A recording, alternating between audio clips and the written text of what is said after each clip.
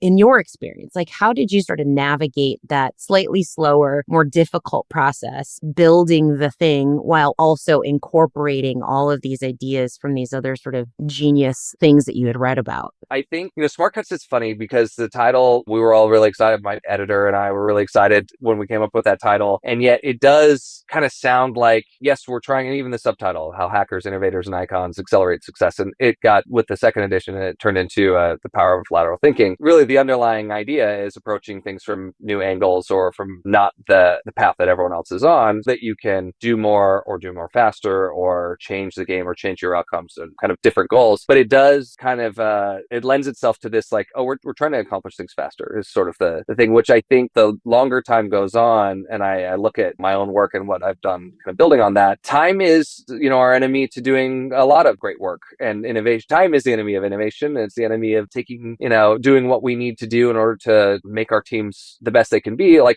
that's always the bad guy is time. It's not always about doing things faster, doing things better, or doing things, I'd say, in however you define better. That bigger or better analogy that you described, we're trying to create something bigger, or we're trying to create something better. Does better mean more sustainable? In which case, like fast isn't necessarily the path to that. So it's interesting that in my own self-reflection on what does it mean to kind of take the alternate path, is the goal always getting there faster? Not necessarily. And I think part of that might be just I'm growing up and you realize that some journeys are long journeys by definition. Doesn't mean that the journey can't be shorter or better. Yeah. But where I think kind of the biggest applications of the smart cuts concept for me in my business career kind of come in two forms. One is at the micro level of when we're looking at discrete problems to solve, being able to ask, is there a different way to approach this problem? What are the observations underlying kind of the question we're asking? And are we asking the right question? If we're not, what is the right question? Kind of backing up to those fundamentals and then saying, well, given that the question is this, what if we approach this a different way? Kind of looking at problems with that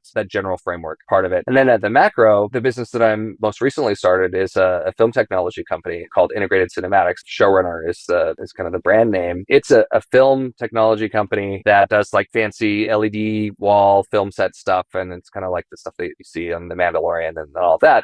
It's building technology that allows filmmakers to do more and run their film set like a smart home, basically. That company, really, you could say, is a product of this sort of smart cut zigging and zagging mentality of I am primarily a writer who started businesses. I got into screenwriting because I had this realization that more people watch TV than read business books. And if I wanted to make an impact, that was going to be my next chapter, is writing for the screen. And it turns out that to make a movie or TV show or a documentary, you need lots of people to say yes to you. You need lots and lots of money. There's all of these middlemen and gatekeepers